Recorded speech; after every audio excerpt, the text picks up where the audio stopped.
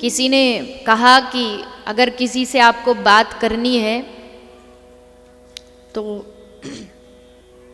Phone से आप किसी से बात कर सकते हो, फोन लगा करके। किसी से बात करनी हो तो फोन पे बात की जाती, पर अगर भगवान से बात करनी हो तो कैसे बात करेंगे? सोचिए। भगवान से बात करने के लिए वाणी की जरूरत नहीं है, फोन की जरूरत। भगवान से बात करने के लिए मौन की जरूरत है, फोन की नहीं। वहां शब्दों की जरूरत नहीं होती, वहां शब्दों की आवश्यकता नहीं होती, मौन की। और फोन करने के लिए तो फिर भी आपको फोन करने के बाद फिर लंबा चौड़ा बिल आता है, बिल देना पड़ता है। पर ठाकुर जी से बात करने के लिए,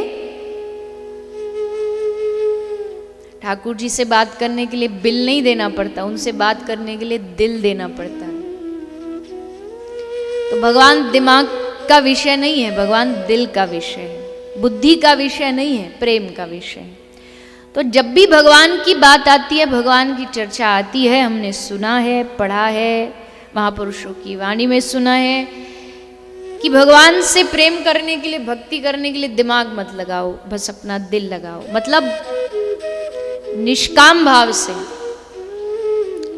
एकदम भोले बन जाओ कि हम कुछ जानते नहीं, और वैसे भी क्या जानते हैं। ब्रह्मा जी जिनके मुख से वेद शास्त्र पुराण सबका प्रागट्य है, वो ब्रह्मा जी भगवान को देख के धोखा खा गए, तो फिर हम क्या बुद्धि लगाएंगे भगवान को पाने के लिए? तो जैसे एक बिल्ली का बालक, बिल्ली का जो शावक होता है, वो अपने शरीर को अपनी माँ यानी बिल्ली को छोड़ देता है कि अब जैसे तुमको लेके मुझे जाना है, लेके जा। तो बिल्ली क्या करती है, उस शावक को मुंह में रख करके लेकर के जाती है। और फिर जो सारी की सारी जो जिम्मेदारी है ना, वो बिल्ली की बन जाती है कि कहीं कूदे फांदे तो वो बच्चे को बचा के रखना है। तो वैसे ही भगवान के चरणों में जब हम छोड़ देते हैं, तो फिर भगवान भी हमारा उसी बिल्ली के जैसा, उस माँ के जैसा ध्यान रखते हैं जो अपने शावक का, नवजात बच्चे का ध्यान रखती है। वैसे ही भगवान अपने शरणागत का ध्यान रखते हैं। पर उसके लिए जरूरी है कि एकदम भोले भाव से कि हम कुछ नहीं जानते, हमें कुछ नहीं है। अगर ये दिखाओगे हाँ बड़े भारी ज्ञाता है, तो फिर भगवान के सामने फेल हो जाएंगे। कुछ नहीं आता हमको, भजन पूजा कुछ करते नहीं, ज्ञान आता नहीं, पढ़ना आता नहीं, और बस इतना जानते कि हम आपके हैं। तो बस इसी भाव से ठाकुर जी खुश हो जाएंगे। तो ये जो ब्रज का प्रेम है वो इसीलिए महान माना गया है क्योंकि यहाँ ब्रज के लोगों ने बुद्धि नहीं लगाई, दिमाग नहीं लगाया, भगवान को पाने के लिए दिल लगाया।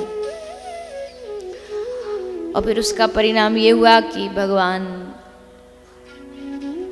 अपने जनों पर, अपने ब्रजवासियों पर खूब कृपा करते हैं। ग्वाल बालों को अपना सब कुछ, उनको खुली छूट दे दी, तुम हमको गाली भी दो तो हम गाली सुनने ही आए हैं। भगवान कहते हम इस धरती पर तुम्हारी ये गाली सुनने के लिए, सुनाओ, खूब सुनाओ, हम बैठे बैठे सुन रहे हैं बस। और भगवान उसमें बड़े राजी होते। कोई गोपी आती यहाँ तहाँ ठाकुर जी को डांट लगा के चली जाती है, भगवान पीछे से उसके बारे में सोच सोच के हंसते, या देखो कितनी बढ़िया डांट लगाती है। उसकी डांट सुन करके भगवान राजी हो जाते, प्रसन्न हो जाते। देखो और जो देवी देवता ना, उनके बड़े नियम हैं। ऐसे ही भजन पूजा करनी हो तो देवी रुष्ट हो गई, देवता रुष्ट हो गए, नहीं सुनते हम, देवता रुष्ट हो गए, देवता रूठ जाते, पर भगवान रूठ जाते ये हम कभी नहीं सुने। देवी देवता रूठते पर भगवान नहीं रूठते। गलती भी हो जाएगी तो भी भगवान नहीं रूठते, क्योंकि भगवान प्रेम का स्वरूप है। वो भला क्यों रूठेंगे?